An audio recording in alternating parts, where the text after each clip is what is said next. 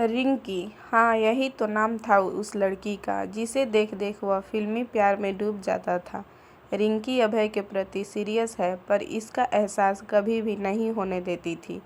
यह बात अभय को भी पता थी पर हर शाम वह कृष्णा स्टोर के पास 5 बजे के करीब खड़ा हो जाता था ताकि वह ट्यूशन जाती रिंकी का दीदार कर सके। रोज़ दीदार के नाम पर खड़ा तो नहीं हो सकता था वह कृष्णा अंकल के स्टोर पर, इसलिए कुछ ना कुछ रोज अभय को दुकान से खरीदना ही पड़ता था। कृष्णा अंकल सब कुछ जानते हुए भी अनजान बने रहते थे। अभय अभी अभी 12वीं जमात में तो गया था। मैथ, फिजिक्स, केमिस्ट्री के प्रश्नों को रट्टा मार के बाद वह तुरंत रिंकी की याद में डूब जाता था और याद में भी ऐसे डूबता मानो सच में गोता लगा रहा हो। रिंकी उसी की बाहों में, रिंकी उसके जोक पर लगातार हंसते हुए। अभय रिंकी को बस सोचता जाता और अपना होश खोता जाता। अभय इस पढ़ाकू व्यवहार से माँ चिंतित रहने लगी। ऐसी भी क्या पढ़ाई जो बंद कमरे में पढ़ते पढ़ते बिना खाए पिए सो जाए। माँ को कहाँ पता था कि अभय बंद कमरे में सिर्फ पढ़ाई नहीं करता। 12वीं की परीक्षा खत्म होते होते ही अभय का प्यार और भी परवान चढ़ने लगा। अभय से रिंकी कभी बात नहीं करती थी। इन 2 सालों में भी अभय रिंकी से बात नहीं कर पाया पर इससे अभय को कोई फर्क नहीं पड़ता था। अभय रोज कृष्णा स्टोर से खरीदारी कर आता। उनकी दुकान में ऐसी कोई चीज़ न रही जिसे अभय ने न खरीदा हो। अब तो यह कृष्णा अंकल ही अभय को बता देते थे कि बेटे आज शर्ट में लगाने वाले बटन ही खरीद ले, बेटे आज हेयर डाई ही खरीद ले। और फिर अभय दे दो अंकल कहकर ट्यूशन जाती रिंकी का निहार कर कुछ पल के लिए निहाल हो जाता था। अभय पढ़ने में तो तेज था ही, साथ ही उसने अपने बेहतर जीवन के सपने भी बुन रखे थे। उसका प्यार जितना फिल्मी था उतना ही फिल्मी उसके सपने थे। पर उसके खूबसूरत सपने में भी खूबसूरत रिंकी भी थी। एक अच्छी पैकेज वाली नौकरी, एक मकान और छोटी सी कार में खुद से ड्राइव करते हुए रिंकी को बारिश की बूंदों में घुमाना। अपने इसी सपने को पूरा करने के लिए अभय दिन रात पढ़ाई करता था।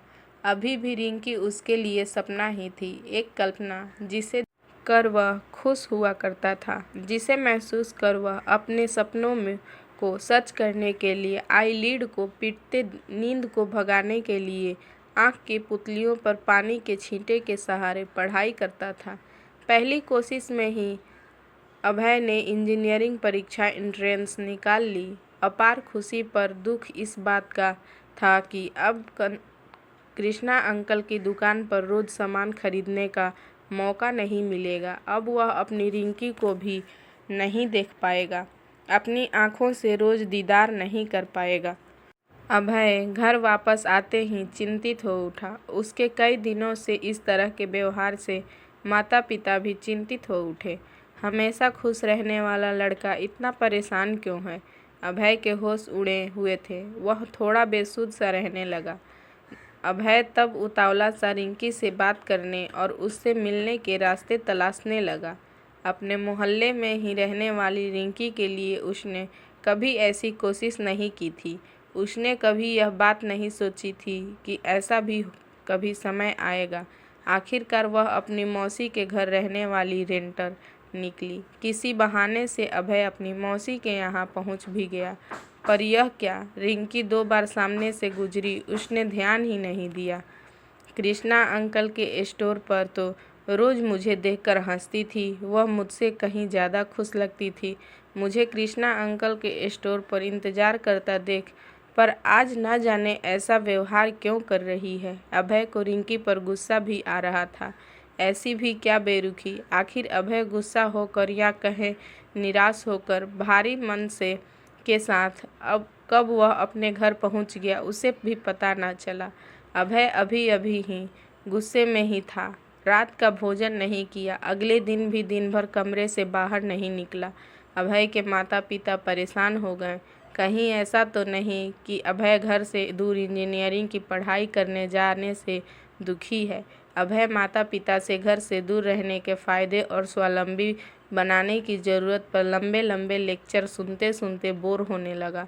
तो घर से बाहर निकला। माता पिता समझे कि अब अभय समझदार हो गया है। अभय घर से निकलकर कृष्णा अंकल के स्टोर पर पहुंचा। 2 साल में पहली बार अभय कृष्णा अंकल के स्टोर पर शाम 5 बजे के बाद मुरझाया चेहरा लेकर पहुंचता है। उसे देखकर कृष्णा अंकल ने पूछा, अरे तुमने बताया नहीं कि तुमने आईआईटी एक बार में ही निकाल ली। हाँ अंकल, निकाल ली, कहकर अभय चुप हो गया। एकाएक वह अपनी मौसी के घर की ओर बढ़ चला। आज वह रिंकी से पूछ ही लेगा कि शादी करोगी या नहीं। और कुछ ही देर में अभय रिंकी के घर के दरवाजे पर था। पर ये क्या, उसके दरवाजे पर तो ताला लगा हुआ था। तभी उसकी मौसी उसे देख आवाज़ देती है, अरे अभय, उधर रेंटर के कमरे की ओर क्या कर रहा है? इधर आ जा तू। मौसी, ये आपके रेंटर कहाँ गए? इनका दरवाज़ा बंद है, लगता है मार्केट गए हैं। नहीं नहीं, मार्केट नहीं, वे अपने गांव गए हैं।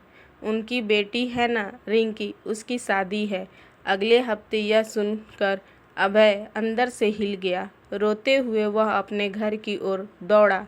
उसका दिमाग भारी लगने लगता है। अपने बहते आंसुओं को पोंछते हुए वह दौड़ते हुए चलने लगता है। अभय को मालूम है कि लोग उसे रोते हुए देख रहे हैं, पर आंसू रोकना उसके बस की बात नहीं थी। उसने दौड़कर घर जल्द पहुंचना ही अच्छा समझा और बंद कमरे में जी भरकर रोया।